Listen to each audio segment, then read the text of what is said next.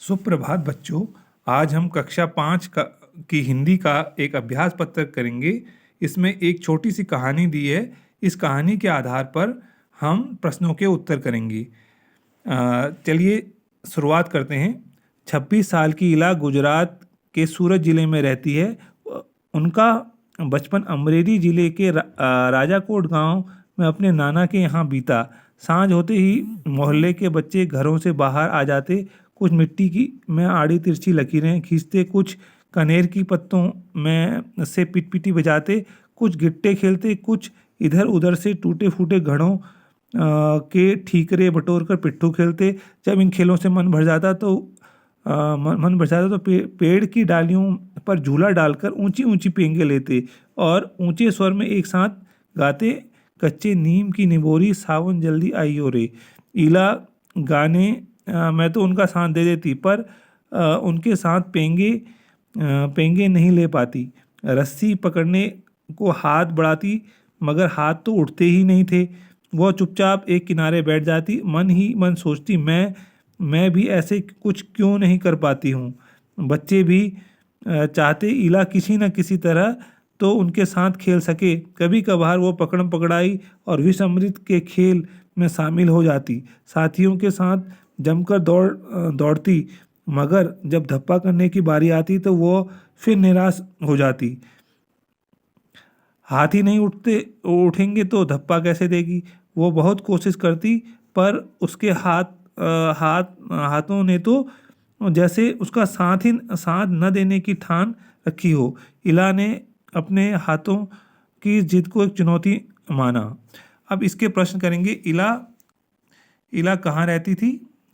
तो यहाँ पर इसका प्रश्न मिलेगा। इला गुजरात के सूरत जिले में रहती थी। इस पाठ को पढ़कर इला के बारे में क्या पता चला? क्या पता चलता है? अभी हमने पढ़ा कि वो बहुत महत्वाकांक्षी मगर एक विकलांग बालिका थी। ठीक है। शाम को मोहल्ले के बच्चे क्या क्या करते थे, अभी मैंने पढ़ के सुनाया। आप इस पैराग्राफ में से छांट कर लिखेंगे। इसका स्क्रीनशॉट मैं आपको भेजूंगा, तो आप इसमें से छांट के लिखेंगे। जैसे यहाँ पर हमने अभी देखा था क्या क्या करते थे बच्चे। जैसे कुछ बच्चे आड़े तिरछी लकीरें खींचते, कुछ कनेर की पत्तों से पिटपिटी बजाते, कुछ गिट्टे खेलते, कुछ टूटी फूटे घड़ों के ठीकरे बटोर कर पिट्ठू खेलते। ठीक है, तो ये सब करते हैं। तो नेक्स्ट इसमें कुछ प्रश्न और हैं।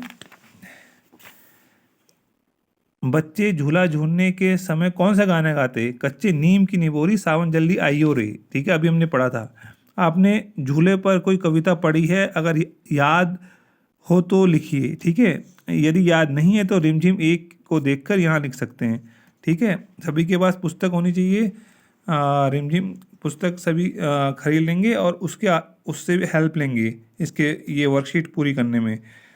ऊपर दिए गए गद्यांश में झूला झूलने की बात कही गई है। तुमने भी कभी झूला होगा, इसके बारे में लिखना है। ठीक है, और नेक्स्ट दो क्वेश्चन और हैं इसमें। अगर इला जैसी लड़की तुम्हारे विद्यालय में पढ़ने आने लगे तो तुम्हारा मन में किस तरह के प्रश्न उठेंगे? ये भी प्रश्न आप स्वयं करेंगे।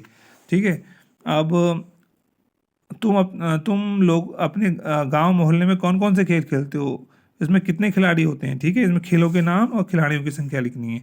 ठीक है, कबड्डी जैसे 7, ऐसे ही अन्य खेल आप अपने आप इस प्रश्न को करेंगे। ओके, ये सभी लोग करेंगे। धन्यवाद।